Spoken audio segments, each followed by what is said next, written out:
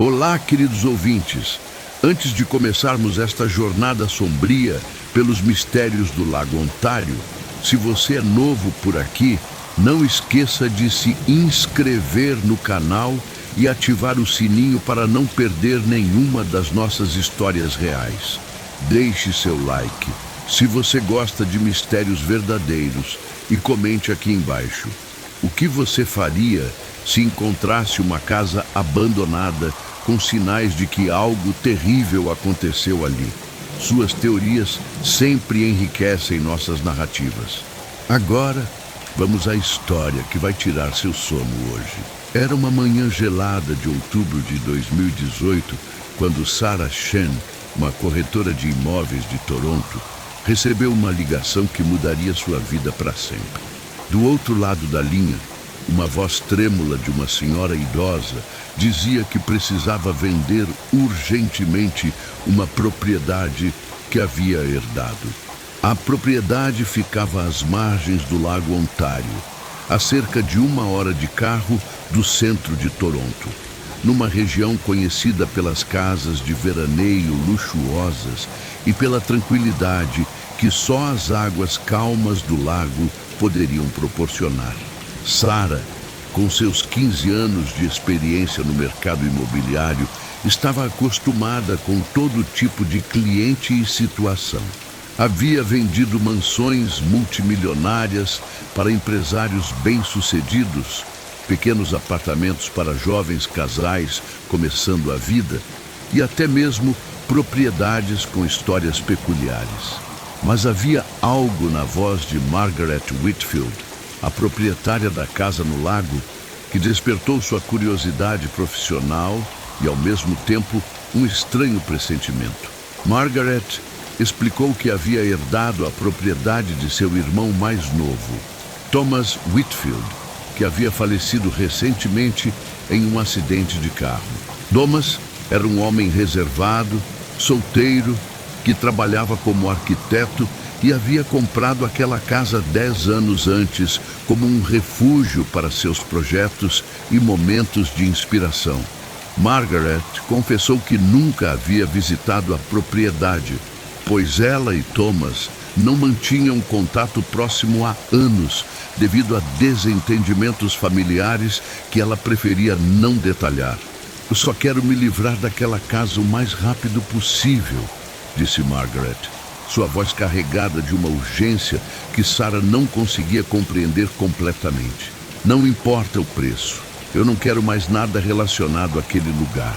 Sarah agendou uma visita para a tarde seguinte. Ela dirigiu pela Highway 401 em direção ao leste, saindo em uma estrada secundária que serpenteia através de pequenas comunidades rurais até chegar às margens do lago. O outono canadense pintava a paisagem com tons dourados e vermelhos, e o ar estava carregado com o aroma úmido das folhas em decomposição e a brisa fresca que vinha do lago. A casa estava localizada no final de uma estrada de terra batida, cercada por árvores altas que formavam uma espécie de barreira natural entre a propriedade e o mundo exterior.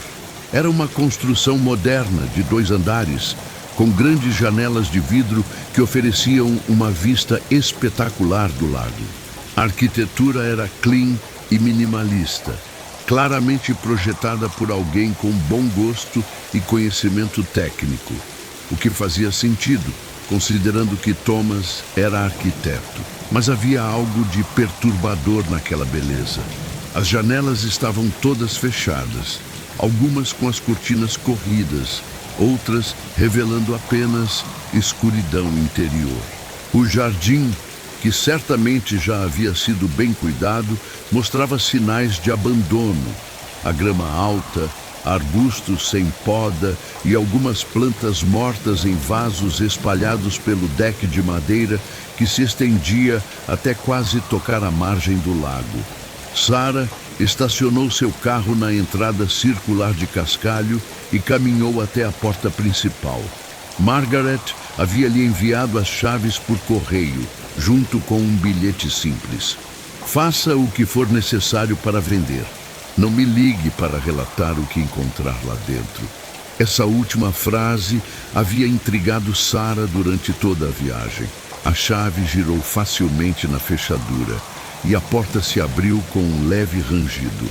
Sarah foi imediatamente atingida por um odor estranho, não exatamente de decomposição, mas algo químico, adocicado, que fazia seus olhos lacrimejarem ligeiramente. Ela hesitou por um momento na soleira da porta, mas sua curiosidade profissional falou mais alto. O interior da casa era ainda mais impressionante que o exterior. O piso era de madeira escura, polida. As paredes brancas criavam uma sensação de amplitude. Imóveis de design moderno estavam estrategicamente posicionados para aproveitar ao máximo a luz natural que entrava pelas grandes janelas. Tudo parecia estar em perfeito estado de conservação, como se Thomas tivesse saído apenas há algumas horas. Mas conforme Sarah explorava os cômodos, pequenos detalhes começaram a chamar sua atenção. Na sala de estar, havia livros espalhados pelo chão ao redor de uma poltrona de couro, como se alguém os tivesse derrubado apressadamente.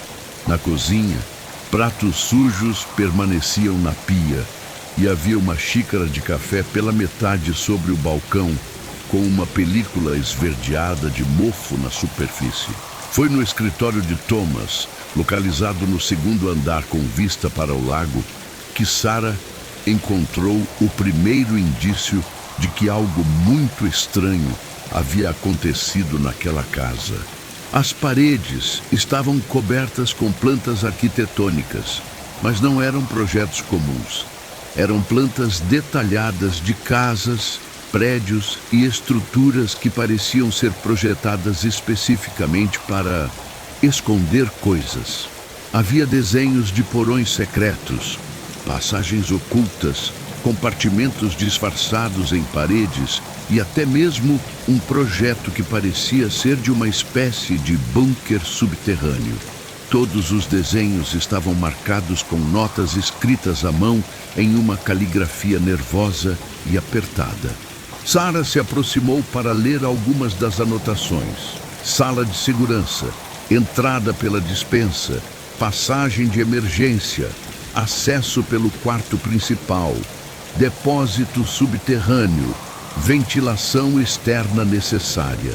No centro da mesa de trabalho, havia um caderno aberto com a última entrada datada de apenas 3 semanas antes da morte de Thomas. A página estava coberta com a mesma caligrafia nervosa, mas desta vez as palavras eram diferentes. Eles sabem. Não posso mais esconder. A casa não é segura. Preciso destruir tudo antes que seja tarde demais. Sarah sentiu um arrepio percorrer sua espinha. Ela folheou rapidamente as páginas anteriores do caderno e encontrou entradas que datavam de vários meses, todas seguindo um padrão similar de paranoia crescente. Thomas escrevia sobre ser observado, sobre eles estarem se aproximando, sobre a necessidade de mover os itens para um local mais seguro. Que itens? Sarah murmurou para si mesma, olhando ao redor do escritório em busca de pistas. Foi então que ela notou algo estranho na disposição dos móveis. Uma estante pesada de livros estava posicionada de forma ligeiramente diagonal em relação à parede, deixando um pequeno espaço atrás dela. Sarah lembrou-se dos desenhos de passagens secretas e decidiu investigar mais de perto. Com algum esforço, ela conseguiu empurrar a estante o suficiente para revelar que havia, de fato, uma porta oculta na parede atrás dela. A porta era quase imperceptível, pintada da mesma cor da parede e sem maçaneta visível. Havia apenas uma pequena impressão digital scanner, onde normalmente estaria a fechadura. Sarah sabia que deveria parar por ali, ligar para a polícia ou pelo menos para Margaret, mas sua curiosidade estava mais forte do que sua prudência. Ela tentou empurrar a porta que não se moveu. Tentou procurar por algum mecanismo manual, mas sem sucesso. Foi quando ela se lembrou dos desenhos na mesa e voltou para examinar as plantas mais detalhadamente. Em uma das plantas mais complexas, ela encontrou instruções sobre sistemas de segurança alternativos.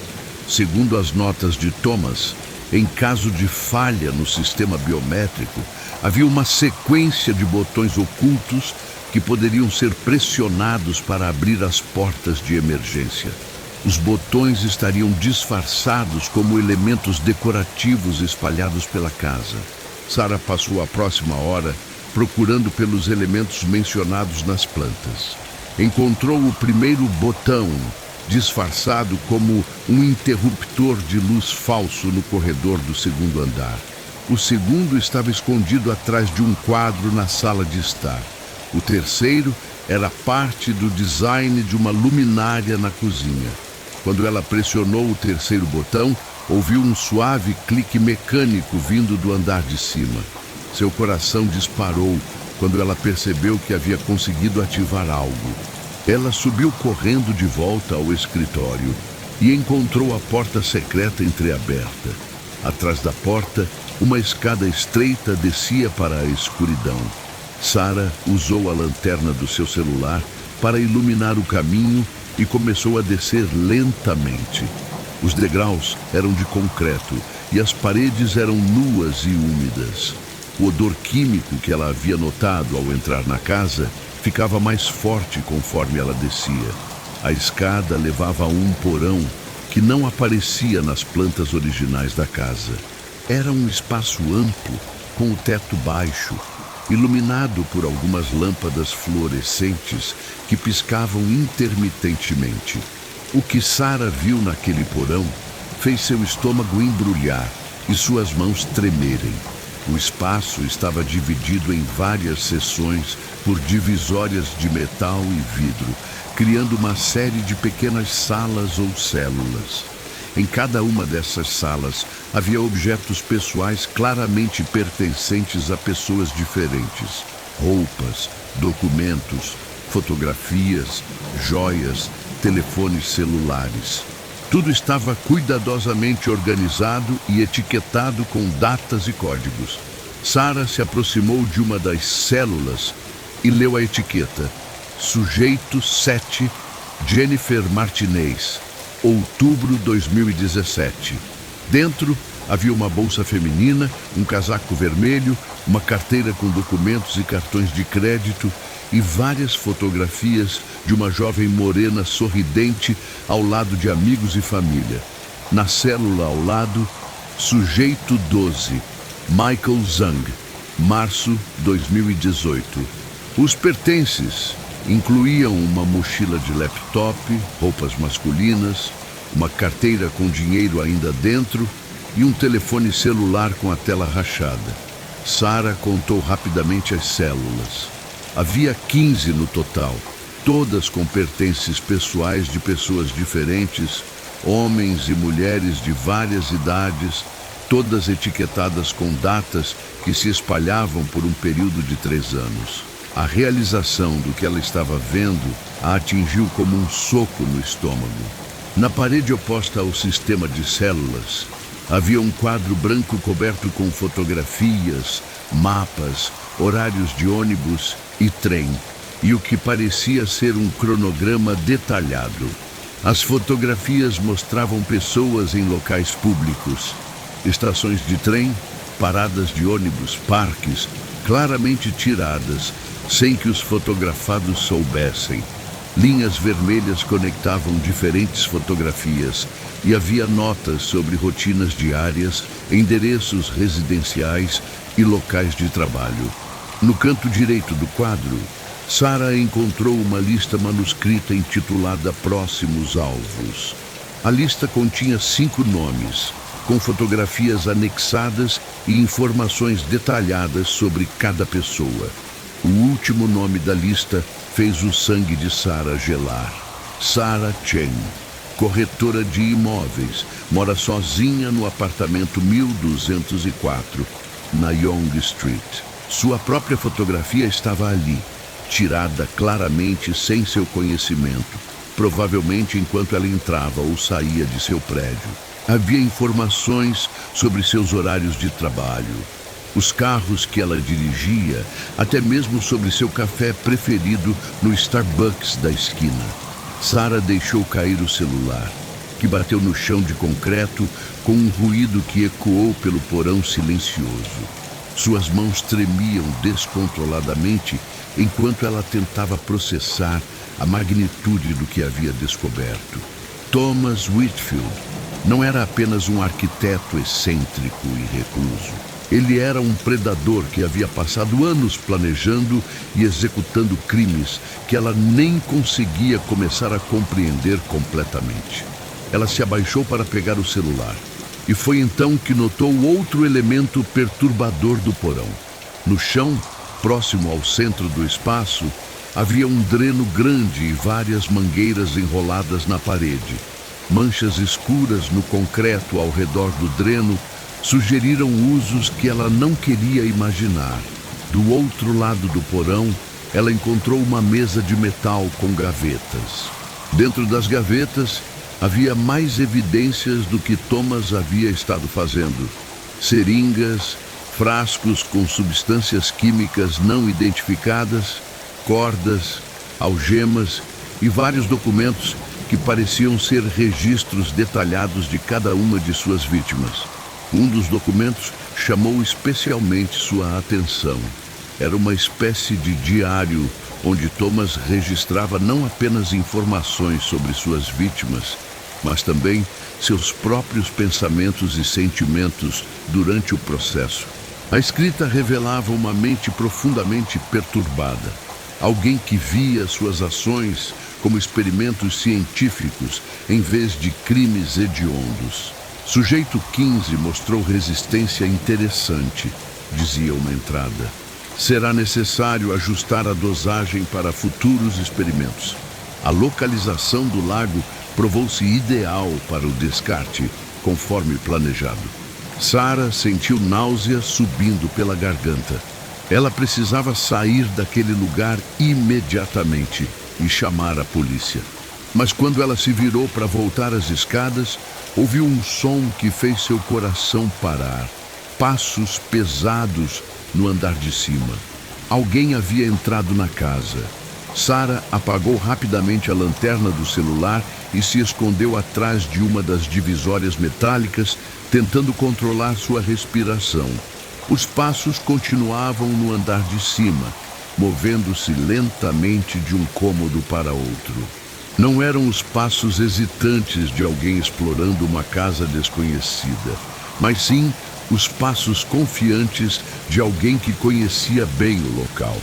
Ela ouviu portas sendo abertas e fechadas, gavetas sendo mexidas, objetos sendo movidos. Quem quer que estivesse lá em cima estava procurando por alguma coisa específica.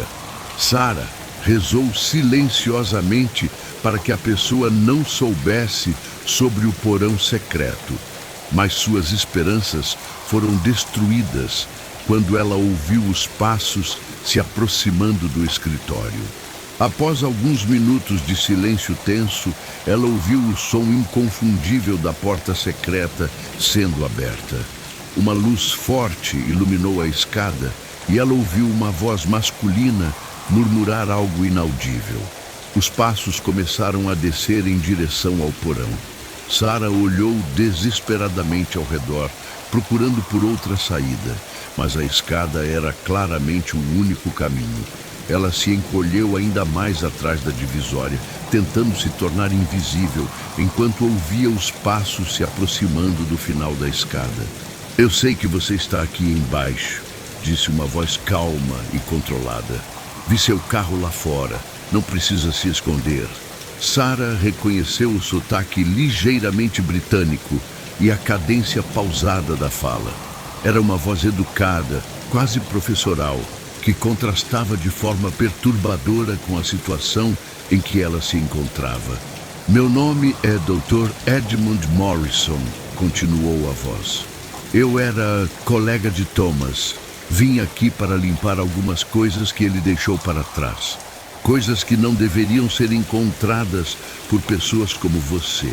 Sarah permaneceu em silêncio, mas podia ouvir os passos se movendo pelo porão, se aproximando lentamente de seu esconderijo. A luz de uma lanterna forte vasculhava sistematicamente cada seção do espaço. Thomas era um homem brilhante, mas imprudente, continuou Morrison, sua voz ecoando pelas paredes de concreto. Ele documentou demais, guardou evidências demais. Eu sempre disse a ele que isso seria sua perdição. E estava certo, não é mesmo? A luz da lanterna parou bem na divisória onde Sarah estava escondida. Ela sabia que havia sido descoberta. Senhora Chen, não é? Sarah Chen, corretora de imóveis.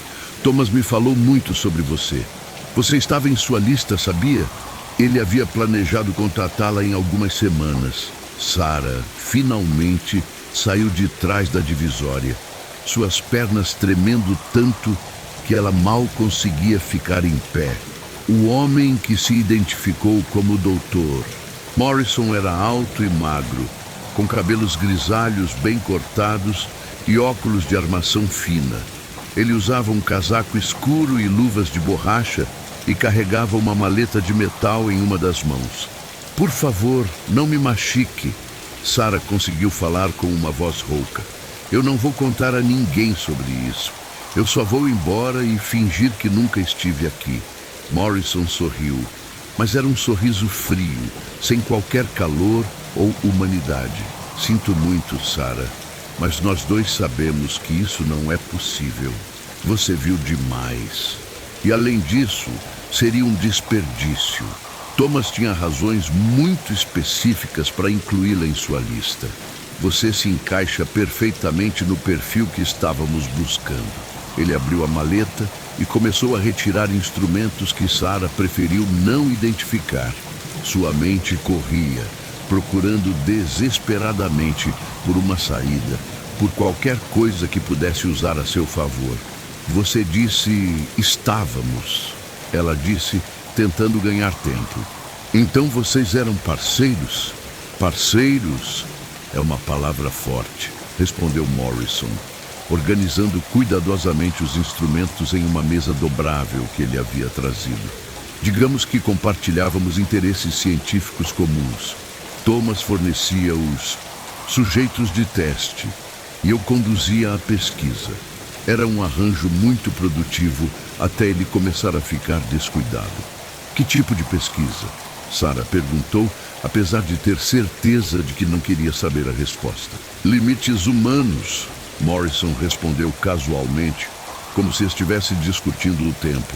Resistência à dor, mecanismos de sobrevivência, reações psicológicas ao trauma extremo. Há tanto que não sabemos sobre o potencial humano. Os comitês de ética das universidades são tão restritivos. Sarah sentiu bile subindo pela garganta. Ela olhou rapidamente ao redor do porão, procurando por qualquer coisa que pudesse usar como arma. Suas chances de superar fisicamente Morrison eram pequenas, mas ela não poderia simplesmente se entregar sem lutar. O acidente de carro de Thomas não foi um acidente, foi? Ela perguntou, notando uma chave inglesa pesada em uma bancada próxima. Thomas estava perdendo o controle, Morrison admitiu, sem parar seus preparativos. Ele estava paranoico, falando em confessar tudo, em parar com nossos experimentos. Eu não podia permitir que isso acontecesse. Havia muito trabalho importante ainda por fazer. Sarah deu um passo lateral, se aproximando discretamente da chave inglesa. Morrison estava concentrado em seus instrumentos, mas ela sabia que tinha apenas alguns segundos antes que ele notasse seu movimento. Quantas pessoas vocês mataram? Ela perguntou, dando outro passo. Mataram é uma palavra tão crude. Morrison suspirou. Nós conduzimos pesquisas, O fato de que alguns sujeitos não sobreviveram ao processo é lamentável, mas necessário para o avanço da ciência. Você deveria se sentir honrada por contribuir para algo maior que você mesma. Esse foi o momento que Sarah esperava. Morrison estava de costas para ela, focado em preparar uma seringa com alguma substância clara. Sarah agarrou a chave inglesa e, com toda a força que conseguiu reunir, acertou Morrison na base do crânio. O golpe produziu um som seco e assustador. Morrison cambaleou para a frente, derrubando alguns instrumentos, mas não caiu. Ele se virou lentamente, sangue escorrendo por trás de sua orelha, seus olhos brilhando com uma raiva fria. Isso foi muito imprudente, Sarah, ele disse, sua voz ainda controlada apesar da agressão. Agora vou ter que ser muito menos gentil com você. Sarah correu em direção à escada, mas Morrison se recuperou mais rapidamente do que ela esperava. Ele a alcançou antes que ela chegasse ao terceiro degrau, agarrando seu tornozelo e puxando-a de volta ao porão. Sarah caiu pesadamente, batendo o joelho no chão de concreto e perdendo a chave inglesa, que deslizou para longe demais para ser alcançada. Morrison se posicionou entre ela e a escada, removendo uma pistola de dentro de seu casaco. Eu preferia fazer isso do jeito tradicional, ele disse, apontando a arma para ela. Mas você tornou isso complicado. Agora vamos ter que acelerar o processo. Sarah estava encurralada, sem saída aparente, quando algo inesperado aconteceu. Ela ouviu o som de sirenes policiais se aproximando. Muitas sirenes, ficando mais altas a cada segundo. Morrison também ouviu. Sua expressão mudou de controle frio para confusão, depois para algo próximo do pânico. Como eles sabem? Ele murmurou, mais para si mesmo do que para Sarah. A resposta veio quando eles ouviram vozes altas, vindas do andar de cima. Polícia! A casa está cercada! Sarah sorriu através das lágrimas. Eu configurei meu telefone para enviar automaticamente minha localização GPS para emergências se eu ficasse offline por mais de 2 horas. É um aplicativo de segurança que sempre uso quando visito propriedades isoladas. Morrison olhou para ela com uma mistura de admiração e raiva. Inteligente, ele admitiu. Thomas deveria ter considerado esse tipo de tecnologia. Os sons do andar de cima ficaram mais intensos. Passos pesados, vozes autoritárias, portas sendo arrombadas. Doutor, Morrison! Gritou uma voz amplificada, provavelmente usando um megafone. Nós sabemos que você está aí. A casa está cercada. Saia com as mãos para cima. Morrison riu amargamente. Eles sabem meu nome. Interessante. Isso significa que encontraram mais do que eu esperava. Ele manteve a pistola apontada para Sarah, mas seus olhos estavam calculando opções, procurando uma saída que não existia. Não há para onde fugir, Sarah disse suavemente. É melhor se entregar agora. Oh, minha cara Sarah, Morrison respondeu, seu sorriso voltando. Você ainda não entende, não é? Eu não pretendo fugir, mas também não pretendo ser capturado vivo e certamente não vou deixar você viva para testemunhar contra mim. Ele segurou a pistola com mais firmeza e Sarah viu a decisão final em seus olhos. Ela fechou os próprios olhos e pensou em sua família, em todas as coisas que ela nunca teria a chance de fazer. O som do tiro ecoou pelo porão de concreto, mas Sarah não sentiu dor. Quando ela abriu os olhos, Morrison estava caído no chão, uma mancha vermelha se espalhando sobre sua cabeça. Na escada, um policial da SWAT mantinha seu rifle apontado, fumaça ainda saindo do cano. Alvo neutralizado, ele falou no rádio. Temos uma civil viva aqui embaixo. Precisa de atenção médica imediata. Os próximos minutos passaram como um borrão. Sarah foi carregada para fora do porão por paramédicos, enquanto uma equipe de investigação criminal começava a catalogar o horror que ela havia descoberto. Ela foi levada ao hospital para exames, mas fisicamente estava bem. Psicologicamente, isso levaria muito mais tempo para ser avaliado. Nas semanas seguintes, a investigação revelou a extensão completa das atividades de Thomas Whitfield e Edmund Morrison. Eles haviam operado juntos por mais de 5 anos, usando a casa no lago como base para seus crimes. Thomas identificava e sequestrava as vítimas, enquanto Morrison conduzia seus experimentos sádicos.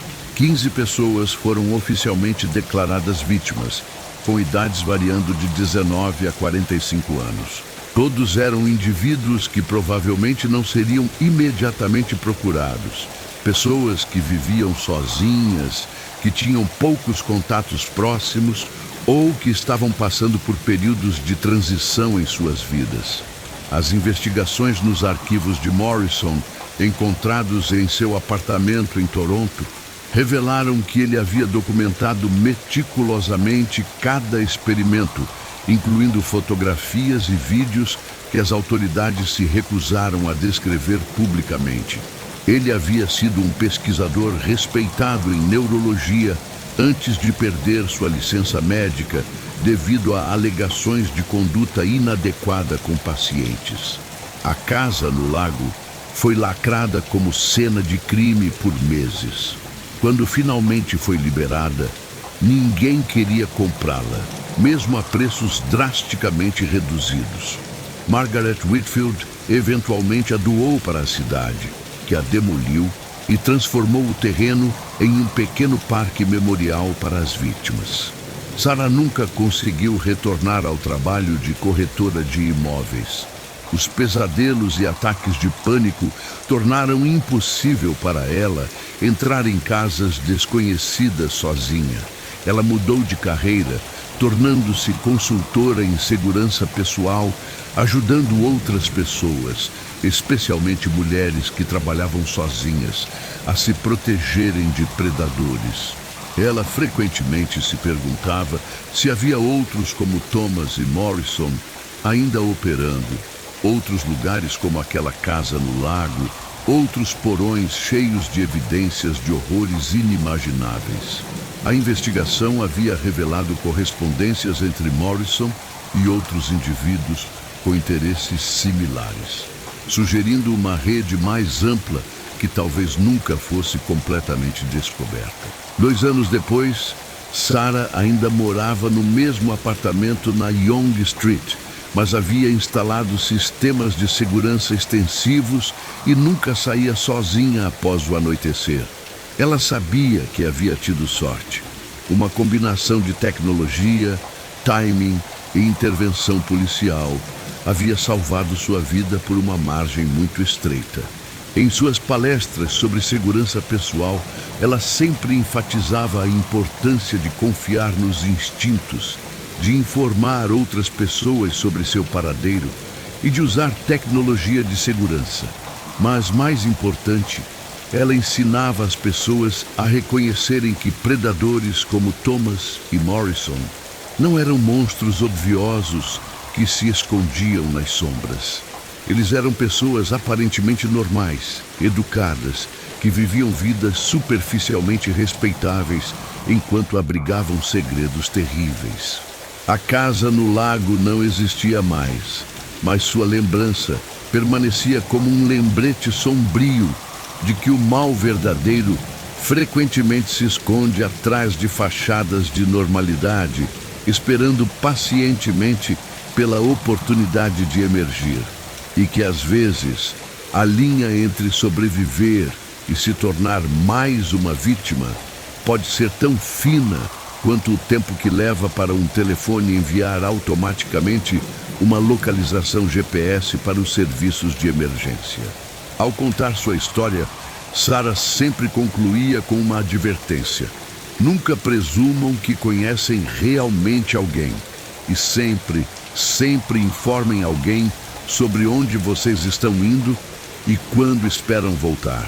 Porque às vezes essa pode ser a única diferença entre voltar para casa ou se tornar mais um nome em uma lista que ninguém deveria ter que fazer. A investigação oficial foi fechada. Os criminosos estavam mortos e a justiça havia sido feita na medida do possível.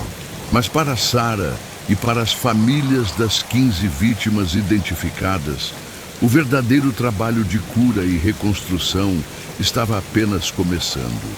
A casa no lago havia sido destruída, mas suas sombras continuariam a assombrar todos aqueles que foram tocados por sua terrível história para o resto de suas vidas. E assim termina esta história perturbadora de como uma simples visita profissional se transformou em um encontro com o mal absoluto. Uma lembrança de que às vezes as casas mais bonitas podem esconder os segredos mais sombrios e que a aparência de normalidade pode ser a maior mentira de todas. Me conte nos comentários o que você faria no lugar de Sarah. Teria a coragem de explorar aquele porão secreto? Se você gostou desta história real, deixe seu like. Isso ajuda muito nosso canal a crescer e trazer mais histórias verdadeiras todas as semanas. Se ainda não é inscrito, inscreva-se agora para não perder nenhuma das nossas investigações. Te vejo na próxima história e lembrem-se, algumas vezes a realidade é mais aterrorizante que qualquer ficção.